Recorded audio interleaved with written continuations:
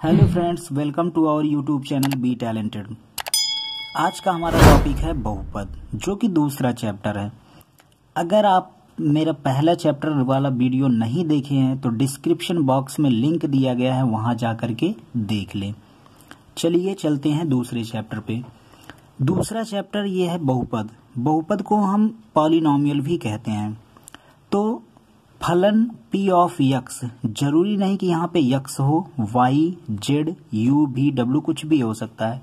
तो p of x बराबर a0 plus a1 x plus a2 x square plus a3 x की power 3 plus dot dot dot an x की power n, जहाँ n जो होगा वो क्या होगा, पूर्णांक होगा। पूर्णांक जो होगा वो धन पूर्णांक होगा, ऋण पूर्णांक भी नहीं होगा। तो जहां an जो है वो 0 के बराबर नहीं है। चूंकि दोस्तों अगर an 0 के बराबर हो जाएगा तो ये पद रहे या न रहे इससे कोई इफेक्ट पड़ने वाला नहीं है। कि रूप का जो व्यंजक होता है, इस रूप का अगर कोई व्यंजक अगर मिले तो ये किस वाले में, चर यक्ष में बहुपद कहलाती है, जहां a0, a1, a2, a3 और an वास्तविक संख्याएं हैं और जो n होगा वो क्या होगा, ये धन पूर्ण संख्या होगी। इसी को हम क्या बोलते हैं, बहुपद बोलते हैं। तो ये होगा क्या, उदाहरण पे लिए चलते हैं। जैसे हो गया हमारा 5x धन 9, 10x y की घात 2 धन 2y ऋण 3, 2t की पावर 4 प्लस 9t आदि। अब यहाँ पे ध्यान ये देने वाली बात है कि ये जो घातें होती है वो पॉजिटिव होती हैं। अगर ऋणात्मक है या दशमलव में है तो ये जो है बहुपद नहीं होगा, पूर्ण संख्या होनी चाहिए और धन में होना चाहिए। तो केवल हम घात के हिसाब से अगर बात करें कि बहुपद अगर आपको बताना है कि घात के हिसाब से क्या है, तो आपको घात में देख लेना है, घात आपका क्या हो, पॉजिटिव हो। दूसरा डेसिमल, जिसको हम दशमलव बोलते हैं, दशमलव में ना हो, पॉजिटिव हो मतलब नेगेटिव ना हो, दशमलव में ना हो, रूट में ना हो। ये घात की बात कर रहे हैं, वो भी चर की घात देखना है। चर की घात पॉजिटिव हो मतलब नेगेटिव ना हो, डेसिमल में हो, दशमलव में ना हो, रूट में ना हो, मतलब कि क्या होना चाहिए, घात आपका पूर्ण संख्या होनी चाहिए, पूर्ण संख्या होनी चाहिए, जो कि हमारा 0, 1, 2, 3, 4 ये होता है। ये होगा अगर, तभी वो क्या होगा, बहुपद कहलाएगा, नहीं तो बहुपद नहीं कहलाएगा। बहुपद के प्रकार की तरफ चलते हैं। बहुपद का प्रकार जो है वो क्या क्या है। पहला है बहुपद का प्रकार शून्य बहुपद। अब शून्य बहुपद किसे कहते हैं, ऐसे बहुपद जिसके सभी पदों के गुणांक जो होते हैं वो शून्य हो। जैसे जो भी पद है यहाँ पे उदाहरण के लिए दिया गया है 0x धन 0, तो यहाँ पे यक्स का भी गुणांक 0 है और अचर पद भी यहाँ पे 0 है। y 0y की घात 2 धन 0y धन 0। अब इसमें देखा जाए तो ये y की घात 2 भी गुणांक इसका 0, y का भी गुणांक 0 और अचर पद भी 0 है। तो इन सब में 0 गुणांक है, हर एक पद का गुणांक जो है वो 0 है, इसलिए ये क्या हुआ, शून्य बहुपद हुआ। यहाँ पे भी देखते हैं, इसमें भी हर एक पद का गुणांक क्या है, 0 है, इसलिए ये भी क्या हुआ, शून्य बहुपद हुआ। अब घातों के आधार पे देख लेंगे। यहाँ पे घात के आधार पे क्या क्या होता है, बहुपद के कैसे प्रकार होते हैं घात के आधार पर। तो घात के आधार पे पहला देखते हैं अचर पद। अचर पद क्या होता है, शून्य घात वाला बहुपद जो होता है वो अचर बहुपद होता है। अचर बहुपद क्या होता है, शून्य घात वाला, जिसमें मतलब कि x, y, z, a, b, c, d ये चीज हो ही ना, उसको हम क्या बोलेंगे, अचर पद बोलेंगे या अचर बहुपद बोलेंगे। मतलब जैसे यहाँ पे दिया गया है उदाहरण में 3, अब यहाँ पे x या y या z की घात अगर लगाना भी चाहें तो क्या होगा, 0 होगा। जैसे यहाँ पे हो गया -9 हो गया, 100 हो गया आदि, ये सब क्या है, अचर बहुपद है। अगला है रैखिक बहुपद। रैखिक बहुपद क्या होगा, एक घात वाले बहुपद को हम क्या बोलते हैं, रैखिक बोलते हैं। अगला है हमारा रैखिक बहुपद। एक घात वाले बहुपद को रैखिक बहुपद कहते हैं, मतलब कि जिसमें चर की जो मैक्सिमम पावर हो वो कितना हो, 1 हो, इसलिए हम इसको क्या बोलते हैं, रैखिक बहुपद कहते हैं। जैसे यहाँ पे हो गया 3x, अब यहाँ पे घात जो है वो कितना है, x की घात 1 है। 5x-9, यहाँ पे भी जो घात है चर की जो घात है मैक्सिमम पावर अधिकतम पावर जो है वो कितना है 1 है। 8t-10 यहाँ भी कितना है 1 है, इसलिए इसको ये क्या है सब रैखिक बहुपद हैं। अगला है द्विघात बहुपद। द्विघात बहुपद किसे कहते हैं? दो घात वाले बहुपद को द्विघात बहुपद कहते हैं। नाम से ही यहाँ पे द्विघात, द्वि मीन्स दो, घात मीन्स घात है, तो द्विघात दो घात वाले पद को बहुपद को क्या बोलते हैं? द्विघात बहुपद। अब घात होता क्या है? जो मैक्सिमम पावर होती है वही बहुपद की घात होती है। तो यहाँ पे क्या है? ये 5x की घात 2 धन 8x धन 9, इसमें सबसे अधिकतम घात क्या है? 2 है, इसलिए ये क्या हो गया? द्विघात बहुपद। यहाँ पे देखते हैं दूसरा क्या है? 2t की पावर 2 प्लस 9, यहाँ पे मैक्सिमम पावर जो देखा जाए वो कितना है? 2 है, इसलिए ये भी क्या हो गया? द्विघात हो गया। अगला है 8u² प्लस 5u, इसमें भी मैक्सिमम पावर u की कितनी है? 2 है, इसलिए ये भी क्या हो गया? द्विघात हो गया। इसी प्रकार से हम त्रिघात देख लेते हैं। त्रिघात मतलब 3 घात वाला जो बहुपद होता है उसको हम क्या बोलते हैं? त्रिघात बहुपद कहते हैं। यहाँ पे मैक्सिमम पावर जो है वो कितना है? 3 है, इसलिए ये क्या हो गया? त्रिघात हो गया। इसमें भी मैक्सिमम पावर कितना है? 3 है, इसलिए ये भी क्या हो गया? त्रिघात हो गया। ध्यान देना यहाँ पे जो घाते हैं वो माइनस में नहीं होना चाहिए। अगर माइनस में घाते अगर मिल जाए या कहीं पे डेसिमल में मिल जाए तो वो बहुपद आपका नहीं कहलाएगा। मतलब घातों को घटते क्रम में अगर बढ़ते क्रम में हम लिखते हैं तो उसको हम मानक रूप में भी कहते हैं। जैसे यहाँ पे त्रिघात का देखा जाए मानक रूप क्या होगा? ax की power 3 plus bx² plus cx plus d, ये आपका क्या है? मानक रूप है, स्टैंडर्ड फॉर्म है। घातों को घटते और बढ़ते क्रम में जब हम लिखते हैं तो वो बहुपद का क्या होता है? मानक रूप होता है या स्टैंडर्ड फॉर्म होता है। तो चलिए ऐसे इसी प्रकार से हम चतुर्थ घात भी देख सकते हैं। चतुर्थ घात बहुपद क्या है? जिसकी मैक्सिमम पावर कितनी हो? 4 हो, उसको हम क्या बोलते हैं? चतुर्थ घात कहते हैं। और पद के आधार पर भी जो है बहुपद को कैटेगरी में अलग अलग जो है डिवाइड किया गया, अलग अलग रखा गया है, बांटा गया है।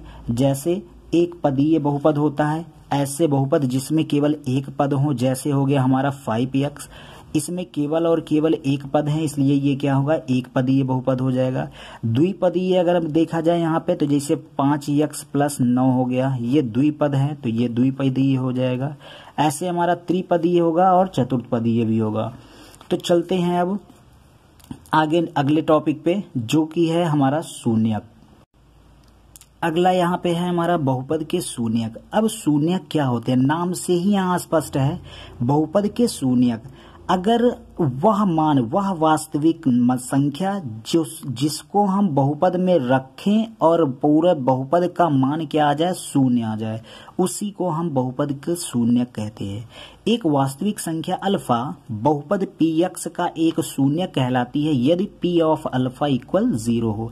मतलब कि अल्फा वो वास्तविक संख्या है जिसका मान रखने पर बहुपद में x की जगह अगर रख दें, या y में है तो y की जगह रख दे, z में है तो z की जगह रख दे, तो उस पूरे बहुपद का मान क्या हो जाए? शून्य हो जाए। तो उसी ही हम क्या बोलते हैं? बहुपद की शून्य कहते हैं।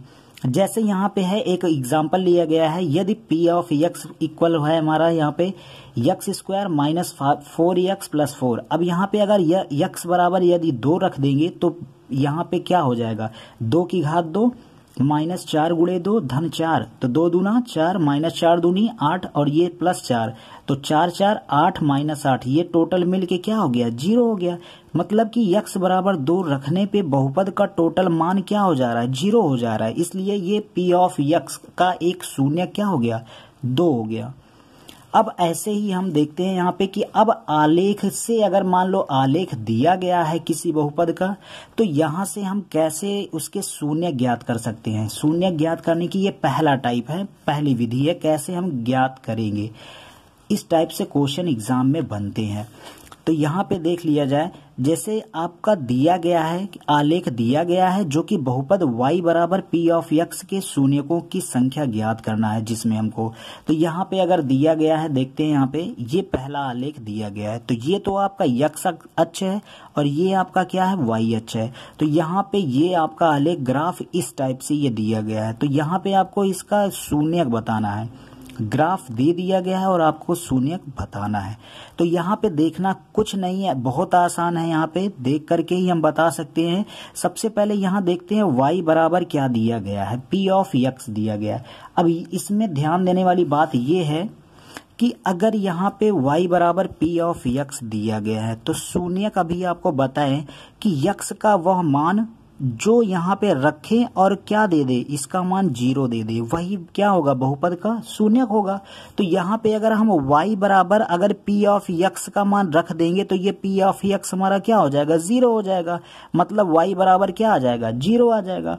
और y बराबर 0 होता कहाँ है, पहले ये ध्यान देना है। y बराबर 0 कहाँ पे होता है, जो यहाँ पे ये हमारा ये x एक्सिस, ये y एक्सिस, तो x अक्ष पे ही हमारा क्या होता है, y बराबर ये क्या होता है, 0 होता है।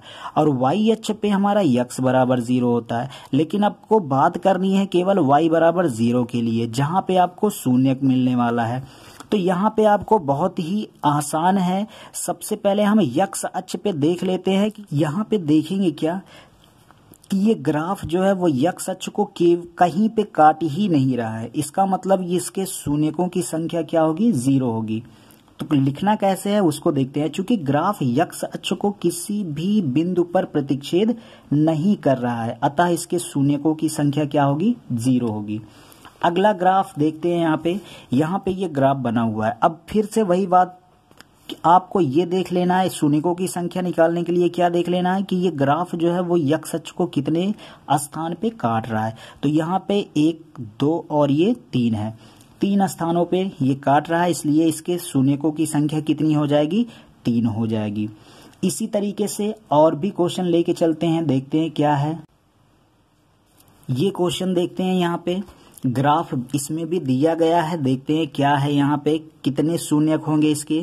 चूंकि x अक्ष यहाँ पे देख रहे हैं कितनी बार कट रहा है, तो 1, 2, 3, 4। दोस्तों यहाँ ध्यान देने वाली बात ये है, यहाँ पे ये जो ग्राफ है वो x अक्ष को क्या कर रहा है, यहाँ पे टच करके ये चला जा रहा है। इसलिए यहाँ पे जो शून्यक, यहाँ पे जो होगा पॉइंट, वो केवल और केवल एक पॉइंट ही देखा जाएगा, यहाँ पे डबल पॉइंट नहीं होंगे। क्यों, क्योंकि यहाँ से ही ये छू के जा रहा है, और छू के जा रहा है मतलब स्पर्श कितने बिंदु पे करेगा, एक बिंदु पे। ये कट नहीं कर रहा है, इंटरसेक्ट या प्रतिच्छेद नहीं कर रहा है। तो यहाँ पे शून्यकों की संख्या इसकी कितनी हो जाएगी, 1, 2, 3 और 4 हो जाएगी।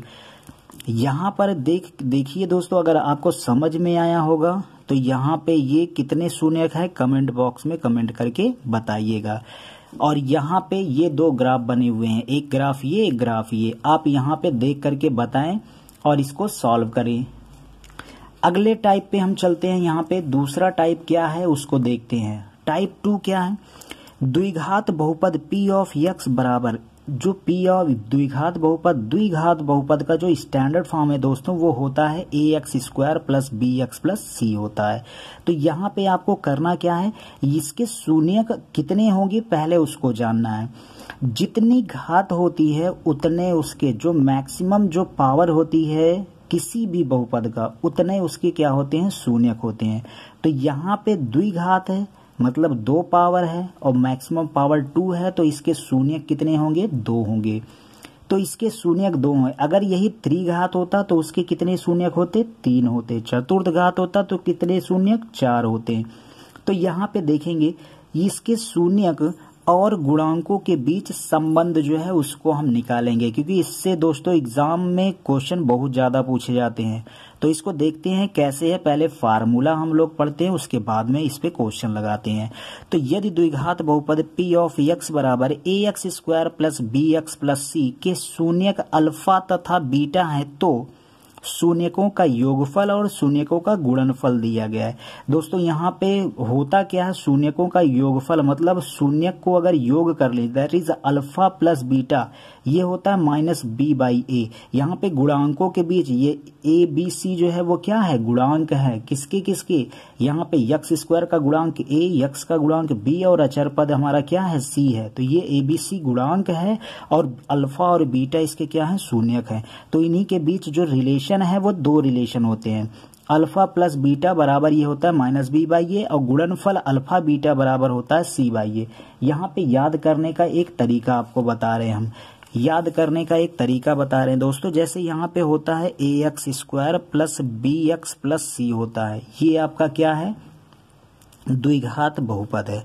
अब इसके कितने शून्यक होंगे जरा ये देखिएगा, 2 शून्यक होंगे, मान लिए अल्फा और बीटा। आपको कुछ नहीं करना, यहाँ पे ये प्लस लगाना, यहाँ माइनस और यहाँ पे प्लस, प्लस माइनस प्लस। अब सबसे पहले एक एक का योग करेंगे, मतलब अल्फा हो गया प्लस बीटा हो गया, एक एक का योग करेंगे तो ये हो जाएगा, यहाँ से देखिएगा, यहाँ से दोस्तों b/a ये हो जाएगा, दूसरे वाले से पहले वाले में बटे कर देना है। तो यहाँ पे ये प्लस है, दूसरा क्या है माइनस, तो ये माइनस b/a हो गया। दूसरा क्या करना है आपको कि डबल डबल का गुणा करके योग कर लेना है, तो एक ही यहाँ पे पेयर बनेगा अल्फा बीटा, दूसरा बीटा के साथ और कुछ नहीं है, तो केवल एक ही बनेगा। पहले सिंगल सिंगल फिर डबल डबल, अल्फा बीटा हो गया, एक ही बनेगा पेयर जो कि अल्फा बीटा होगा। अब ये दूसरा हो जाएगा यहाँ पे c/a, अब c हमारा कैसे होगा, प्लस में होगा, तो ये हो जाएगा आपका c/a, जो कि दोस्तों यहाँ पे क्या है, ये शून्यकों का योगफल है और ये शून्यकों का गुणनफल है। आई होप समझ में आया होगा। तो यहाँ पे आपको याद क्या रखना है, शून्यकों का योगफल अल्फा प्लस बीटा जो होता है वो माइनस b/a, और शून्यकों का गुणनफल अल्फा बीटा वो क्या होता है, c/a, ये चीज होता है। तो यहाँ पे इस पे क्वेश्चन जो बनते हैं उसको हम जरा देखते हैं आगे कैसे क्या है।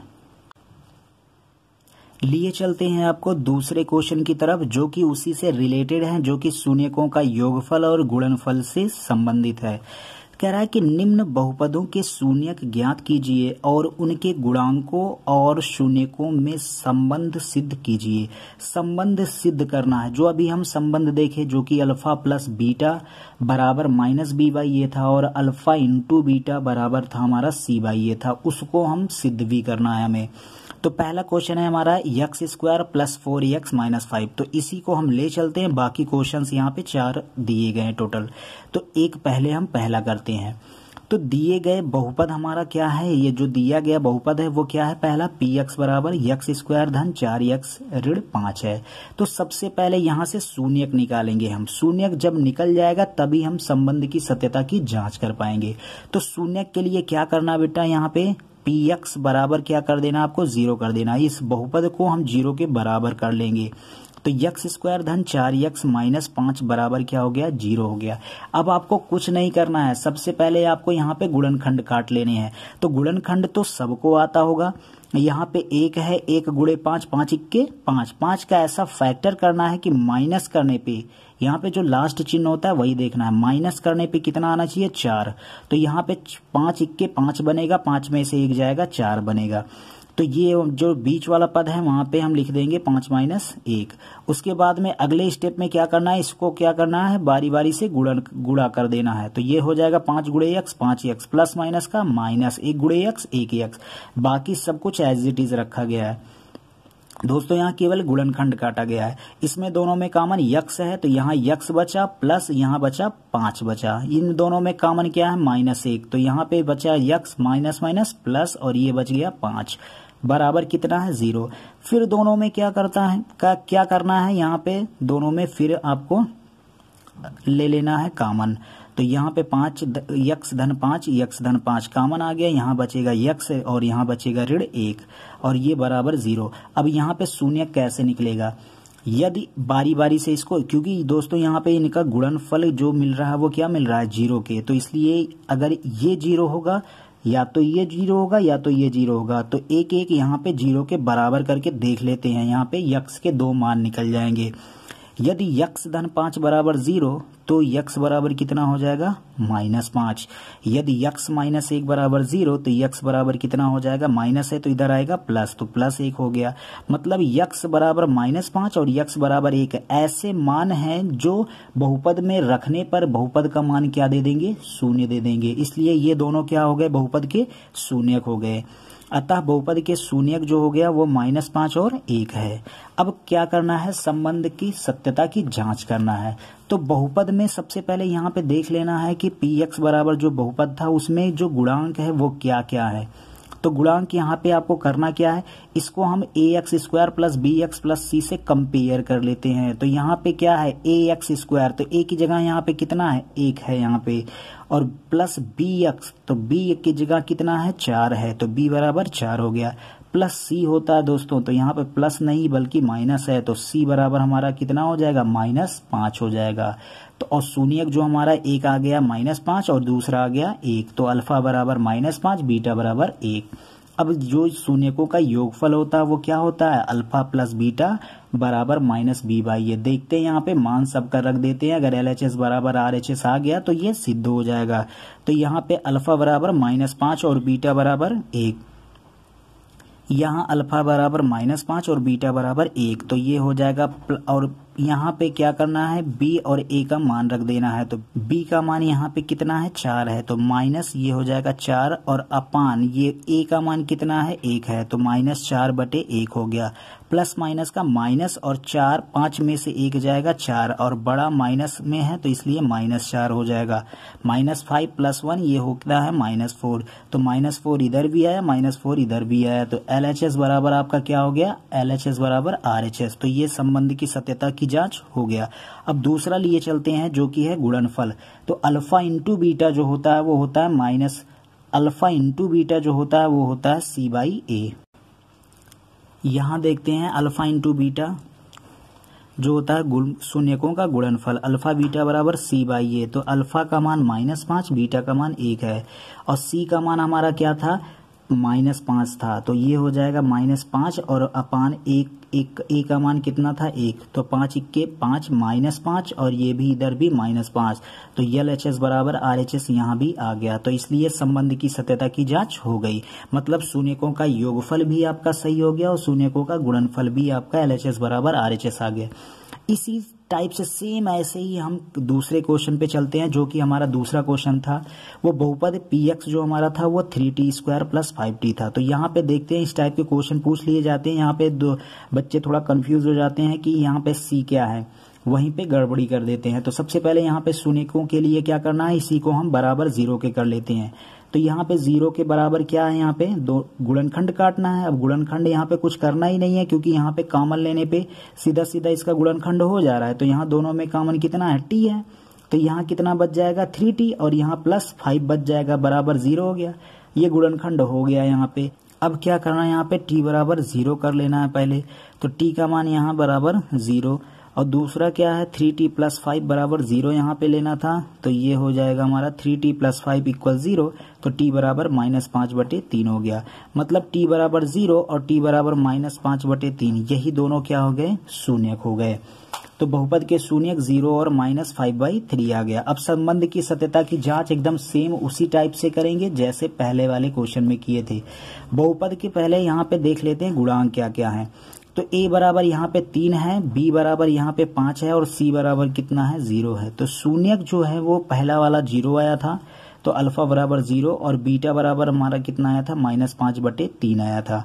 तो यहाँ पे वही शून्यकों का योगफल alpha plus beta minus b/a इसी में रख देना यहाँ पे, तो उसी में हम रख दिए। यहाँ पे देख लीजिए दोस्तों, अल्फा की जगह क्या आया 0 और बीटा -5/3, तो ये प्लस माइनस का माइनस हो जाएगा, -5/3 बन जाएगा। और यहाँ पे -b/a माइनस b का मान कितना था हमारा -b/a, b का मान कितना था यहाँ पे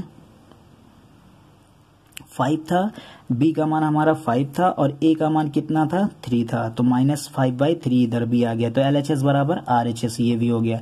ऐसे शून्यकों का गुणनफल देखते हैं। यहाँ पे शून्यकों का गुणनफल जो होगा वो क्या होगा, अल्फा इंटू बीटा।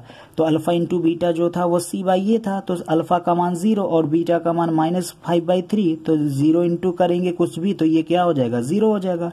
और c/a हमारा c का मान 0 था, तो 0 वही a का मान कितना था 3 था, तो 0/3, और ऊपर 0 है ये, तो न्यूमरेटर 0 होता है, तो ये क्या हो जाएगा 0 बना देगा टोटल। तो 0 = 0, जो कि LHS = RHS दे दिया। तो इस तरीके से संबंध की सत्यता की जांच हो गई, मतलब कि हमारा जो शून्यक निकल के आया है वो एकदम सही है। लिए चलते हैं आपको नेक्स्ट टाइप के क्वेश्चन पे।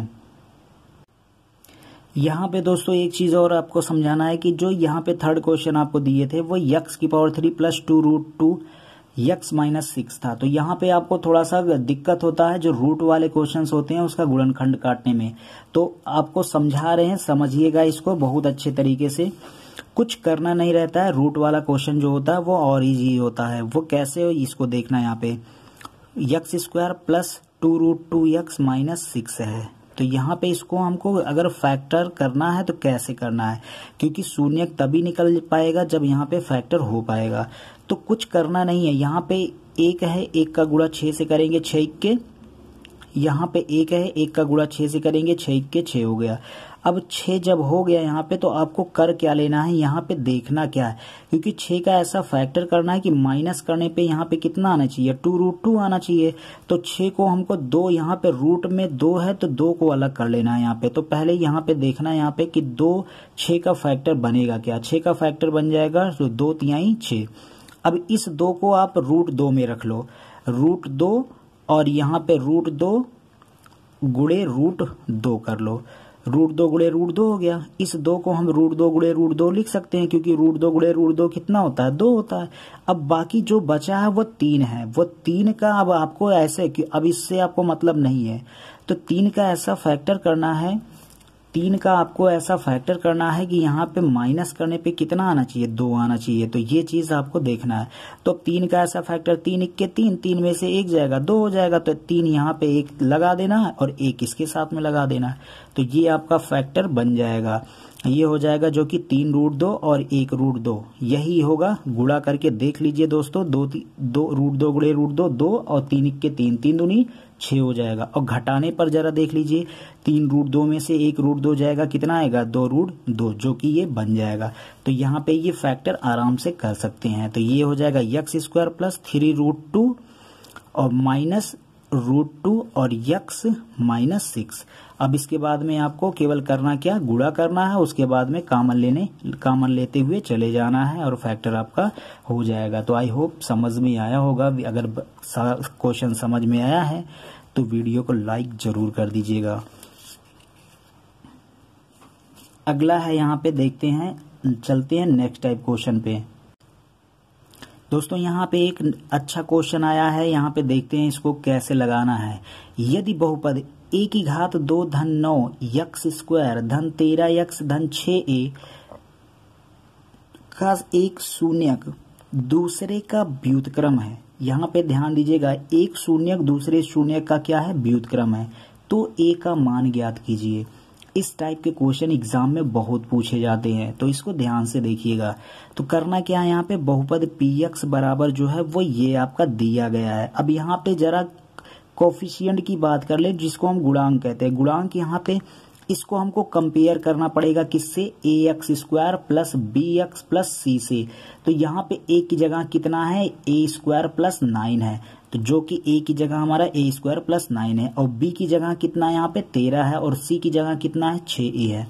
तो ये आपका गुणांक अलग अलग हो गया। कंफ्यूज मत होइएगा, यहाँ पे a आपका जो गुणांक है और a हमारा क्वेश्चन में, तो इसको चाहे कैपिटल A आप मान ले, ठीक ना, समझने के लिए। अब यहाँ पे क्या करना है आपको दोस्तों, क्योंकि यहाँ पे कह रहा है एक शून्यक दूसरे शून्यक का व्युत्क्रम है, तो पहले हम शून्यक मान लेते हैं। व्युत्क्रम का मतलब उल्टा होता है। तो माना px जो बहुपद दिया गया है कि शून्यक एक अल्फा और दूसरा क्या है 1/अल्फा, क्योंकि व्युत्क्रम मतलब उल्टा होता है, तो दूसरा 1/अल्फा हो गया हमारा यहाँ पे। तो यहाँ पे दोस्तों हो क्या जाएगा, चूंकि अब यहाँ पे अल्फा और 1/अल्फा दिया गया है, चूंकि दोस्तों यहाँ पे शून्यक अल्फा और 1/अल्फा दिया गया, व्युत्क्रम दिया गया, इसलिए 1/अल्फा मानना पड़ेगा। तो अब यहाँ पे लॉजिक क्या लगाना है आपको, क्योंकि योगफल अगर करेंगे तो योगफल में क्या आएगा, अल्फा प्लस 1/अल्फा आएगा, जिससे यहाँ पे आपको कोई सोल्यूशन मिल के नहीं आ पाएगा, या हो सकता है यहाँ पे आपको दिक्कत खड़ी कर दे, क्योंकि अल्फा का मान हम निकालेंगे तब भी जाके वो मान मिल पाएगा ए का मान, लेकिन इससे अल्फा का मान निकल नहीं पाएगा। अगर आएगा भी तो ए में ही आएगा, जबकि ए की हमको वैल्यू निकालनी है। तो दूसरा लगाते हैं, गुणनफल से चलते हैं, देखते हैं क्या आता है। गुणनफल में अगर लगाएंगे शून्यकों का गुणनफल अल्फा इंटू बीटा बराबर c/a होता है, ये हम जानते हैं। तो अल्फा का मान अल्फा है, बीटा का मान जो है वो 1/अल्फा है, तो c का मान जो हमारा था वो कितना था, 6a था, और ए का मान जो था वो हमारा ए स्क्वायर प्लस 9 था, तो यहाँ पे अल्फा अल्फा दोनों क्या हो जाएगा, कैंसिल हो जाएगा और ये बच जाएगा 1। और यहाँ पे 6a और बटे कितना है, ए स्क्वायर प्लस 9 है। तो ये आपका यहाँ पे क्या कर लेना है, क्रॉस मल्टीप्लाई कर लेना है। क्रॉस मल्टीप्लाई करेंगे तो ए स्क्वायर प्लस 9 को गुणा 1 से करेंगे तो ये हो जाएगा ए स्क्वायर प्लस 9 और ये हो जाएगा 6a बच जाएगा। इसको इधर ले आते हैं दोस्तों, तो ये प्लस में इधर आ गया माइनस हो गया, तो A square minus 6a plus 9 equal 0 हो गया। अब यहाँ पे जो आया इसको हम क्या कर लेते हैं, इसका हमको फैक्टर कर लेना है। फैक्टर जब करेंगे दोस्तों तो यहाँ पे a माइनस 3 का होल स्क्वायर बन जाएगा। गुणनखंड तो आप लोगों को आता ही होगा, 6 का ऐसा फैक्टर 9 का ऐसा फैक्टर करना है, जोड़ने पर 6 आना चाहिए। तो 3 त्रिका 9, 3 3 6, फैक्टर करते चले जाइएगा। ये आपको फैक्टर करते चले जाइएगा, ये आपको मिल जाएगा a माइनस 3 का होल स्क्वायर बन जाएगा। तो यहाँ पे इसको बराबर 0 करना, और ये तभी संभव है, यहाँ बराबर 0 करना ये तभी संभव है जब a माइनस 3 बराबर 0 के होगा। तो a माइनस 3 बराबर 0, तो a बराबर कितना, ये माइनस 3 है, इधर आ जाएगा प्लस 3 बन जाएगा। तो a का मान क्या निकल के आ गया, प्लस 3 आ गया। आई होप दोस्तों ये समझ में आया होगा वीडियो। अगर समझ में आया है तो लाइक करें और मेरे चैनल को सब्सक्राइब करना मत भूलिएगा। अगर आपको किसी भी प्रकार का कोई डाउट है तो आप हमें इंस्टाग्राम पर फॉलो करें और हमारे टेलीग्राम ग्रुप को ज्वाइन करें। ज़्यादा जानकारी के लिए विजिट करें vtalented.online पर, जिसका लिंक डिस्क्रिप्शन बॉक्स में दिया गया है। धन्यवाद। जय हिंद, जय भारत।